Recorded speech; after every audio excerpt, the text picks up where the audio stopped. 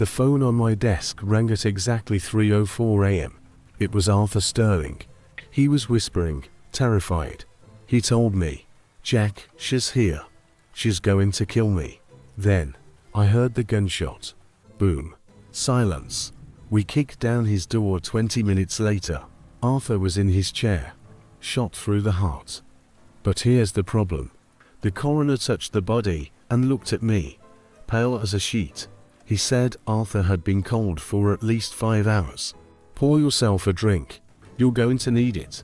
The rain was coming down that night, just like it is now, relentless, heavy, drumming against the glass like it was trying to get in. It's funny how weather sticks in your memory better than faces do. I was the senior detective on the night shift. My partner, a young kid named Miller, was driving. The wipers were slapping back and forth, fighting a losing battle against the storm. The city looked like a watercolor painting left out in the rain, smears of neon red and sickly yellow reflecting on the black asphalt. We were rushing to Arthur Sterling's mansion on the hill. We thought we were responding to a murder in progress. We didn't know we were racing toward a ghost story. When we arrived, the front door was locked, dead-bolted. We had to use the ramp to get in. The sound of wood splintering echoed through that big, empty house. It smelled like old money and lemon polish. We found Arthur in his study. He was sitting in a high-back leather chair, facing the unlit fireplace. One shot to the chest. Clean. No struggle. I walked over to him. I've seen a lot of bodies in my time. You get used to the silence. But this was different. There was a stillness that felt heavy. I touched his hand to check for a pulse, just protocol.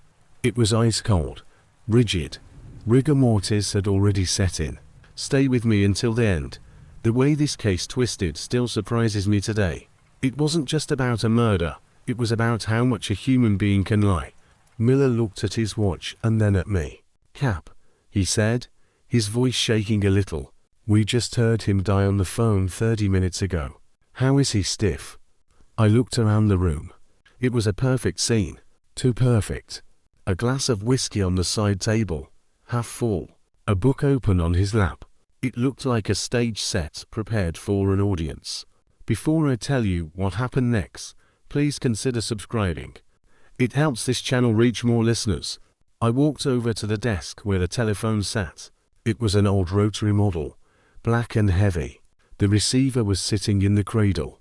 I picked it up, expecting a dial tone. Nothing. I followed the cord from the phone down to the wall. It was severed, cut clean through with a pair of shears. "Miller," I said, "look at the dust on this cord end." There was a fine layer of grey dust on the cut rubber. This cord hadn't been cut tonight. It had been cut days ago, maybe a week. So, we had a dead man who had been dead since dinner time, calling me at 3 a.m. from a phone that had been disconnected for days. It was impossible. My mind started racing. Was it a recording? A prank? But I knew Arthur's voice. I'd known him for years. That tremor in his voice on the call. It was real fear. I started checking the windows. All locked from the inside. The latches were painted over. They hadn't been opened in years. The only way in or out was the door we just smashed. What would you have done in my place? Would you trust your ears? Or would you trust the cold, hard evidence sitting in the chair before you? I went back to the body. I noticed something on Arthur's jacket. A tiny smear. It looked like lipstick, but it was on his shoulder, right near the collar. A distinctive shade of coral pink. "Check the guest log," I told Miller. "See you visited him today." Miller went to the foyer. I stayed with Arthur. The thunder rolled outside, shaking the window panes. The lights in the study flickered. That's when I saw it. Under the chair. A small, crumpled piece of paper. I picked it up with my handkerchief. It was a receipt from a gas station payphone, dated for 2:55 a.m. this morning, just 10 minutes before the call came into the station. The call didn't come from the house. Someone else made that call. Someone who sounded exactly like Arthur. Or someone who played a recording of Arthur dying from a phone booth 5 miles away. My gut tightened. This wasn't just a murder. This was a performance. And we were the audience. The coroner's van finally arrived, their red lights sweeping across the wet hedges in the front yard. I stepped out onto the porch to light a cigarette. The smoke tasted bitter, mixing with the smell of wet earth and ozone. I needed to think. If Arthur died at 10 p.m., but the call was made at 3 a.m., the killer bought themselves a 5-hour window. They wanted us to think the crime happened later. Why? To secure an alibi, obviously. I pulled Miller aside. We need to find Eleanor, I said. Eleanor was Arthur's ex-wife. They had a relationship that you could best describe as high voltage. Lots of passion. Lots of breakage. She was a jazz singer at a club downtown called the Blue Velvet. We drove down into the city. The rain was easing up, turning into a fine, annoying mist that clung to the windshield. The streets were empty, just the occasional taxi splashing through deep puddles. The city felt like it was holding its breath. The Blue Velvet was still open, barely. The bartender was wiping down the counter, and a few stragglers were nursing their last drinks. The air was thick with smoke and the smell of stale beer. And there she was, Eleanor. She was sitting in a booth in the back, wearing a silk dress the color of midnight. She looked up as I approached. Her eyes were red, but her makeup was perfect. She was smoking a long, thin cigarette. "Jack," she said. Her voice was like crushed velvet. I heard the sirens. "Is it Arthur?" "He's dead, Eleanor," I said, sliding into the booth opposite her. She didn't cry. She just nodded, tapping ash into a tray. I knew it would happen. He owed money to the wrong people, Jack. Gamblers. "Where were you tonight?" I asked. "Here," she said. "On stage. From 9 p.m. until 2 a.m. Ask anyone. Ask the bartender." And at 3 a.m., I was at an all-night diner with the bass player. We were eating eggs and complaining about the tips. Her alibi was tight. If Arthur died at 3 a.m. like the phone call suggested, she was in the clear. But I knew Arthur died at 10 p.m. while she was on stage. Wait, if she was on stage at 10 p.m., she couldn't have killed him either. My theory was crumbling. If the killer faked the time of death to 3 a.m., it would help someone who had an alibi for 3 a.m., but it would hurt someone who had an alibi for 10 p.m. Why fake the time to a moment when you have an alibi? It didn't make sense. I looked closer at Eleanor. She was wearing a coral pink lipstick, the same shade on Arthur's collar.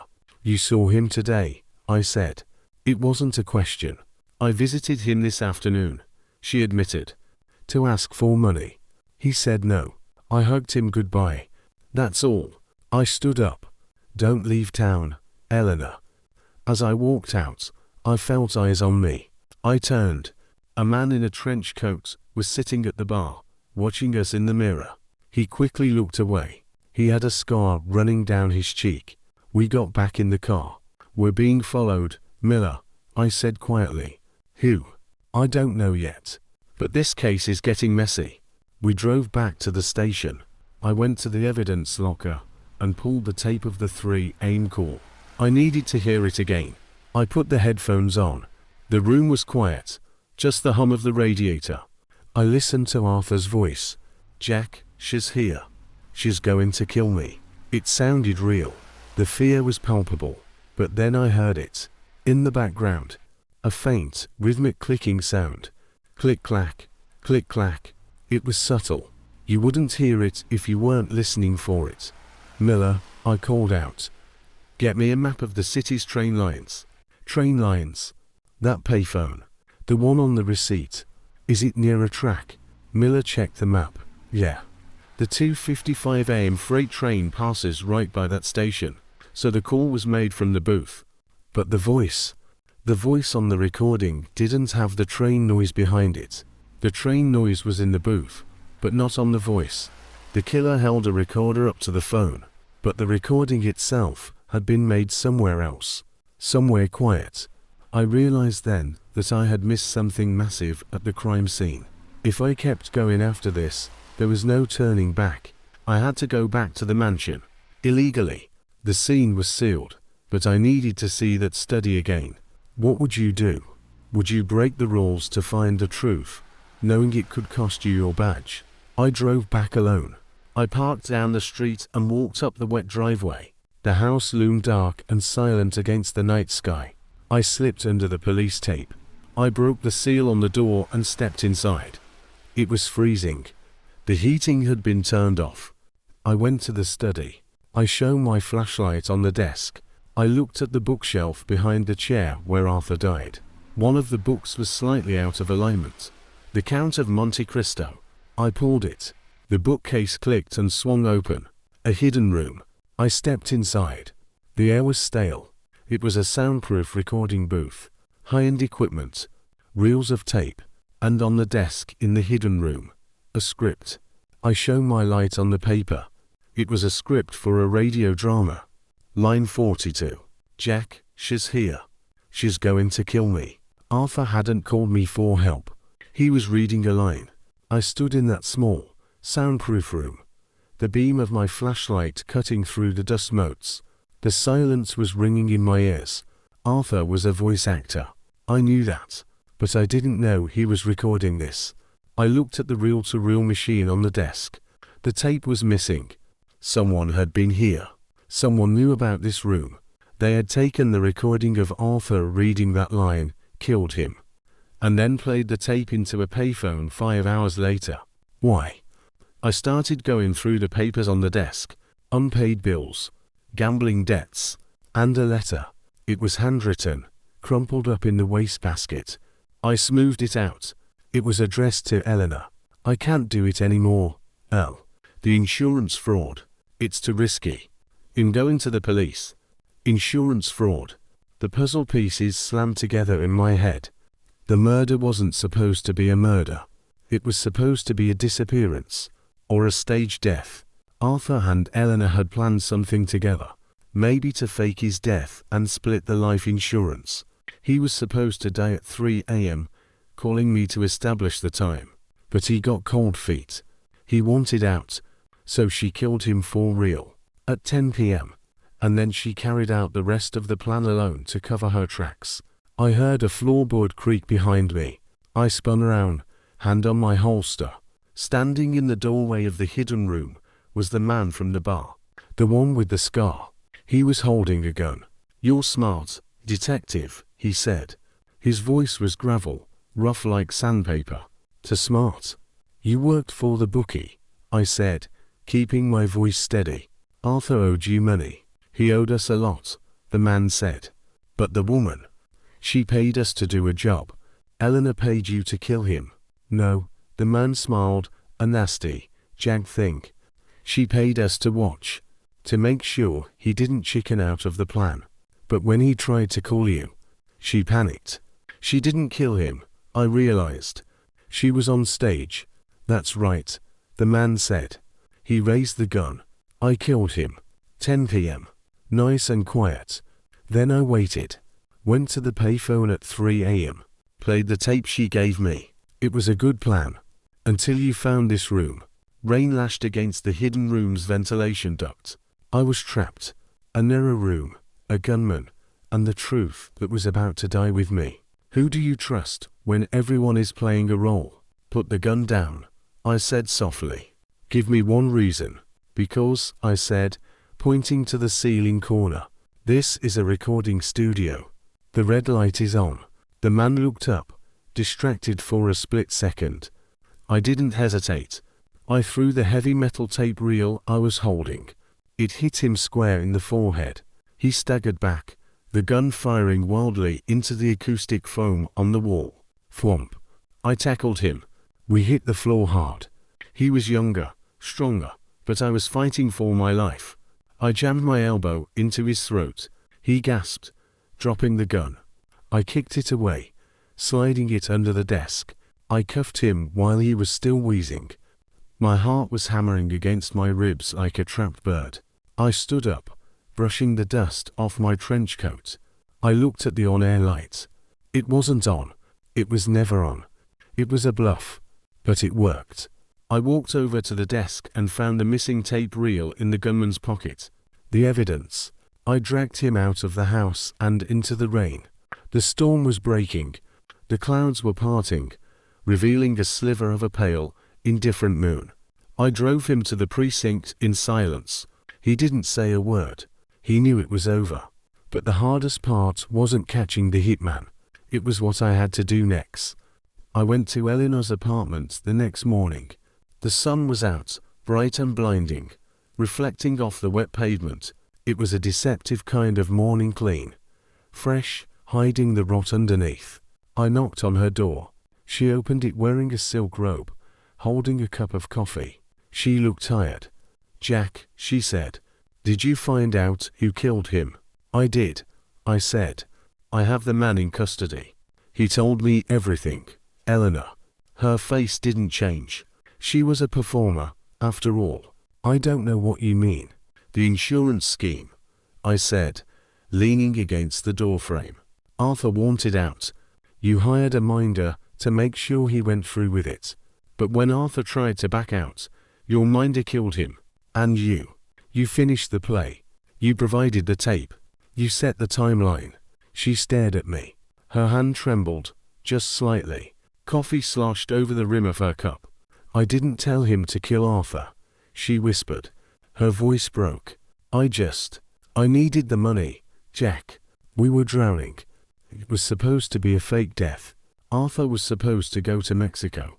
I didn't want him dead. But you helped cover it up," I said gently. "You gave the hitman the tape. You established your alibi. You played your part, even after you knew Arthur was gone." She looked down at the floor. "He was weak, Jack. He was always weak. I was trying to save us." "You didn't save anyone," I said. "Get dressed, Eleanor." She didn't fight me.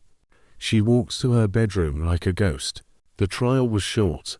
The hitman turned state's evidence to avoid the chair. Eleanor got 20 years for conspiracy and fraud. I visited Arthur's grave a few months later. It was autumn by then. The leaves were turning gold and brown, crunching under my feet. It was a simple headstone. "Arthur Sterling." A voice silenced. I stood there for a long time. I thought about that phone call, the fear in his voice. Even though he was reading from a script, the fear was real. He knew he was in over his head. He was acting out his own death before it even happened. That case changed me. Before that, I thought murder was about hate or passion. But sometimes, murder is just a business deal gone wrong. It's just logistics. Timelines, alibis, recordings. I retired a year later. I couldn't look at a telephone the same way. Every time it rang in the middle of the night, I expected to hear a dead man's voice. I spend my time differently now. I watch the rain. I listen to the city. I realize that everyone is performing, in a way. We're all reading lines, hoping the person across from us believes them. But the truth is a cold thing. Like a body in a chair. It doesn't care about your script. It just sits there, waiting to be found. I still have that coral lipstick stain on my notepad. A reminder. Be careful who you write your story with. You never know how they're going to end the chapter. That's the thing about Noir. It's not about the darkness. It's about the shadows. The places where the light almost reaches, but not quite. That's where the real stories live. And what's the strangest case you ever heard of? I'd like to read your stories in the comments.